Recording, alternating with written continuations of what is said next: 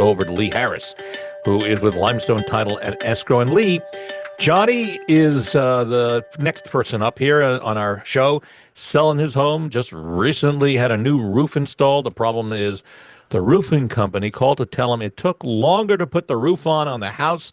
For the quoted price for the roof replacement was based on a 1-day replacement. It actually took 2 days, Johnny says.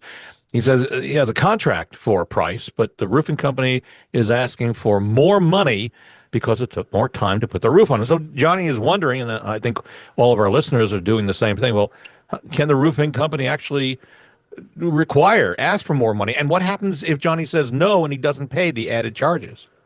That's a great question. So I'm so glad to hear that he has a contract. For all of you out there listening, if you're going to do any kind of vendor relationship, definitely get a contract. Johnny, the first thing is to read that contract and make sure that you're not missing anything in the fine print that says if it takes 2 days, we can change the price. But assuming there's nothing that's gives them the contractual right to change, then the estimate that you agreed upon, the amount you agreed upon, the time frame you agreed upon, you should be able to stick with that. I think probably if they knew it was going to be another day, they should have come to you before it was done and try to negotiate a different price. But either way, your contract should stand unless they have given themselves some kind of out.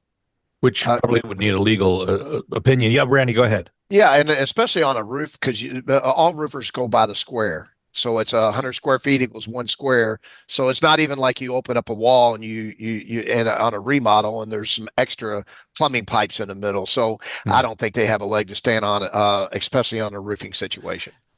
Maybe their workers were just slow.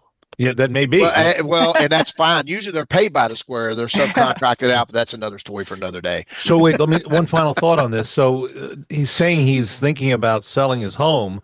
And could the roofing company, even though he's lived up to his side of the contract, could they put a lien against the house to prevent him from selling or having to be paid on this? Well, they could certainly put a lien. It's called a mechanic's lien when you have some kind of a vendor who believes they're owed money. However, it's very dangerous to do that if you are the vendor, unless you are 100% sure that you are correct, that you're owed this money, because that's called clouding the title.